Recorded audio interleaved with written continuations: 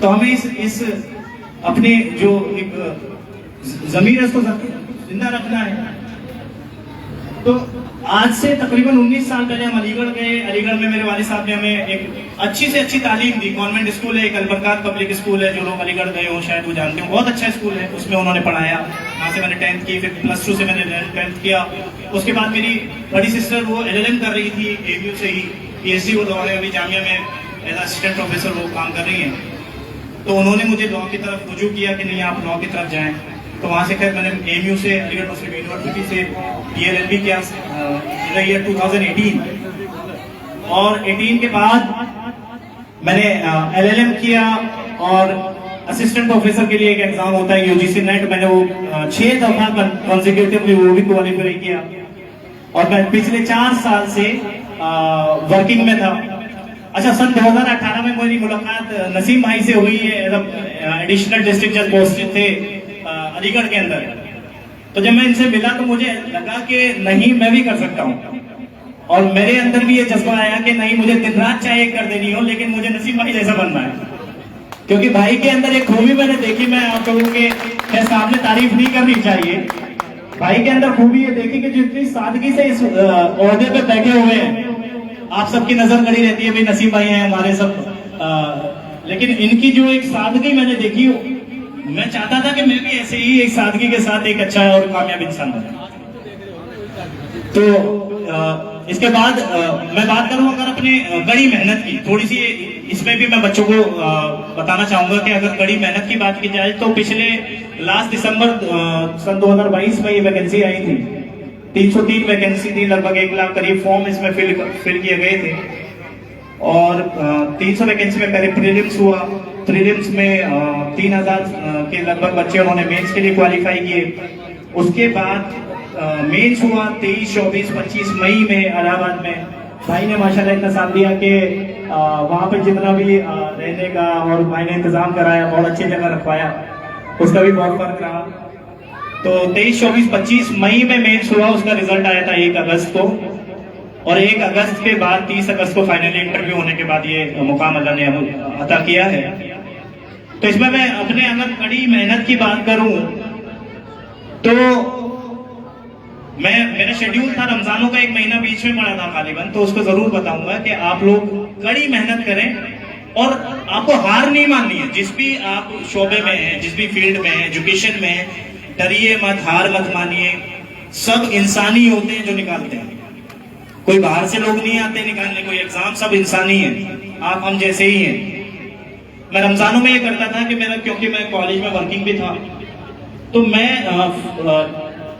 फजर में सहरी करने तक लाइब्रेरी में पढ़ता था।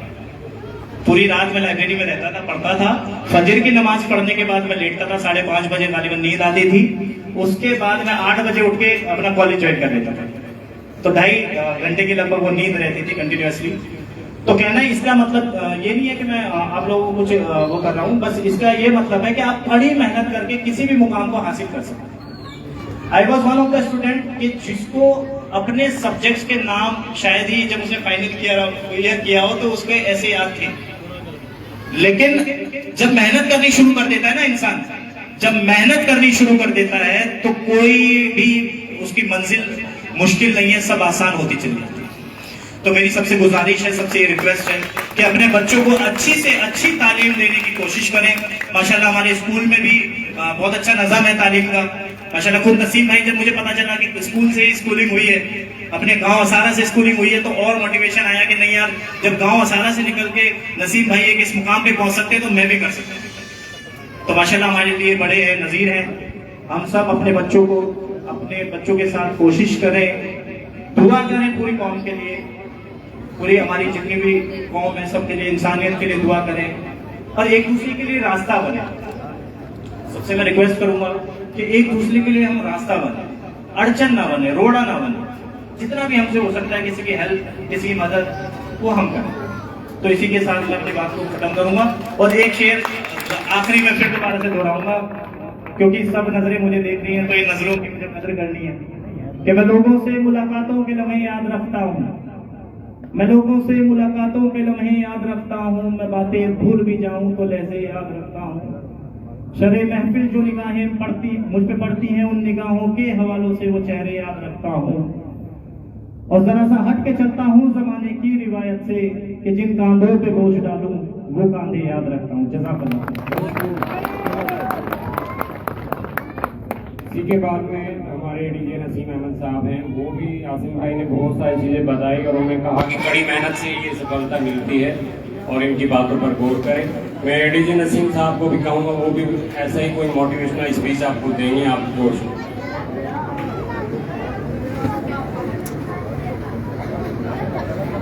ऐसा ही मोटिवेशनल स्पीच मैं शायद उस मायात पे उस लेवल पे ना दे पाऊँ, कोशिश करूँगा। नामदुल वाला रसूलुल करीम, अम्मा बाद, औज़ु बिल्लाहि मिनश शैतानिर रजीम, बिस्मिल्लाहिर रहमानिर रहीम। तमाम सामीन, हाज़रीन, मेरे बड़े, मेरे भाई और मेरी तमाम माए बहनें, आज ये बड़ी खुशी का मुकाम है आसारा गांव के लिए और हम तमाम गांव के बाशिंदों के लिए।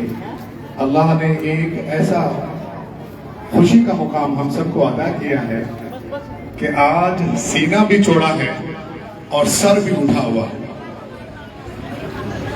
अल्लाह ने, उस बारी ताला ने एक शख्स की मेहनत को किसी अंजाम पे पहुंचाया है। मैं आपको यकीन दिलाता हूं कि जब पहली बार मेरी मुलाकात भाई आसिम से हुई, शाम को कोर्ट करने के बाद मैं अपने आवास पे था, मुझे मेरी कारिंदी ने कहा कि साहब कोई असारा से आए हैं, आसिम नाम है। आसिम से उससे पहले मेरी मुलाकात नहीं हुई थी, होने की कोई सबब और जरिया भी नहीं था। मुझे अल्लाह का शुक्र है आज 19 साल इस जुडिशल सर्विसेज में, यानी पूरा 19 साल के करीब इसमें माशाल्लाह हो गया। जब 10वीं में मैं यहाँ था, मेरे तमाम उस्ताद, मेरे तमाम हजरात यहाँ हैं, टीचर हजरात, जिन्होंने मुझे किसी लायक बनाकर यहाँ से अलीगढ़ के लिए रवाना किया था। जब आसिम से मुलाकात हुई तो असारा की निस्बत से मैं बाहर आया। एक शख्स जो शेरवानी में था, गोल्ड टोपी सर पे थी और खूबसूरत सी छोटी सी दाढ़ी, माशाअल्लाह। यकीन मानिए, दैट वाज द टाइम, वो वक्त और लम्हा था और आज का वक्त और लम्हा है। अगर ताजुद में आंख खुली तो आसिम के लिए दुआ हुई। हर नमाज के बाद और हर ऐसे मौके और मुकाम पे जहां मुझे लगा कि मेरा अल्लाह राजी हो जाए,